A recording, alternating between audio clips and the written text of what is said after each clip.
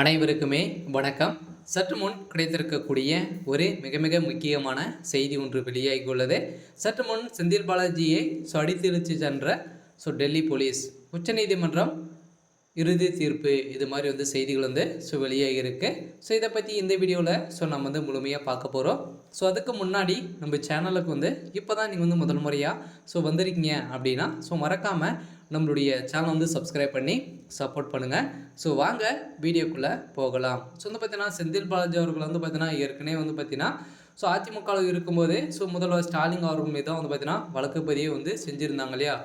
இதை தொடர்ந்து பார்த்தீங்கன்னா செந்தில் பாலாஜி அவர்கள் இப்போ திமுக இணைந்த போது பார்த்தீங்கன்னா செந்தில் பாலாஜி அவர்கள் ஒரு தியாகியாக ஆயிட்டாரா அப்படின்ற மாதிரி மக்களிடையே கேள்வி எழுப்பப்பட்ட ஒரு நிலையில் தான் இப்போ செந்தில் பாலாஜியுடைய வழக்கில் பார்த்தீங்கன்னா உச்சநீதிமன்றம் போட்ட தீர்ப்பால் செந்தில் பாலாஜியுடைய கதையை ஒட்டுமொத்தமாக முடிந்திருக்கு. இதன் அடிப்படையில் முதல்வர் ஸ்டாலின் அவர்கள் பார்த்தீங்கன்னா நேரத்துக்கு தகுந்த மாதிரி பேசக்கூடிய ஆளாக தான் பார்த்தீங்கன்னா திமுகவுடைய தலைமையாக இருந்து வருவதாக கேள்வி எழுப்பக்கூடிய நிலையில் தான் இப்போ வெளியாகி வருகின்ற நிலையில் பார்த்தீங்கன்னா ஜாமீனில் வெளிவந்த மறுநாளையும் அமைச்சர் செந்தில் பாலாஜி அவர்கள் பொறுப்பேற்றது ஏன் அப்படின்ற மாதிரி உச்சநீதிமன்ற நீதிபதி அவர்கள் பார்த்தீங்கன்னா கேள்வி எழுப்பியிருக்கும் நிலையில் தான் இப்போ பல வழக்குகள் நிலுவையில் உள்ளதாக பார்த்தீங்கன்னா எவ்வாறு அமைச்சர் பொறுப்பேற்க முடியும் என சட்டவிரோத பணப்பரிமாற்றத்தை வழக்கின் கைதியாகி ஜாமீன் வழக்கில் பார்த்தீங்கன்னா செந்தில் பாலாஜி அவர்கள் இருக்காரு. இருந்தாலும் இவருக்கு மின்சாரத்துறை அமைச்சர் செந்தில் பாலாஜிக்கு உச்சநீதிமன்ற நீதிபதி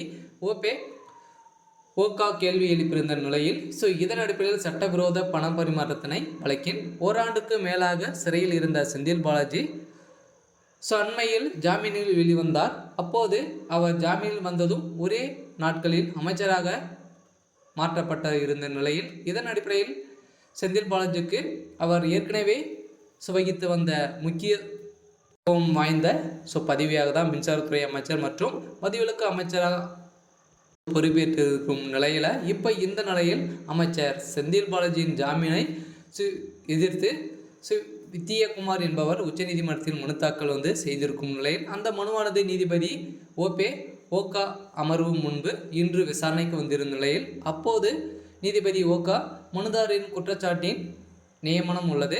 பல வழக்குகள் நிலுவையில் உள்ள போது அமைச்சராக எப்படி பொறுப்பேற்க முடியும் என கேள்வி இருக்கும் நிலையில் நாங்கள் ஜாமீன் கொடுத்த அடுத்த நாளே நீங்கள் அமைச்சராக பொறுப்பேற்றது எந்த வகையில் நியாயமானது என கேள்வி எழுப்பும் உச்சநீதிமன்றம் இப்போ பார்த்தீங்கன்னா திமுகவுடைய கதை ஒட்டுமொத்தமாக முடியக்கூடிய நிலைக்கு வந்திருக்கும் நிலையில் தான் இப்போ அமைச்சர் செந்தில் பாலாஜி அவர்கள் பார்த்தீங்கன்னா இப்போ மின்சாரத்துறை அமைப்பதில் ஒரு 400 கோடி ஊழல் செஞ்சிருக்காரு அப்படின்ற மாதிரி பார்த்தீங்கன்னா இப்போ அவர் மீது அடுத்தடுத்து வழக்கு பதிவு செய்ய போகிறதாக ஒரு பரபரப்பான செய்தி வெளியாக இருக்குது.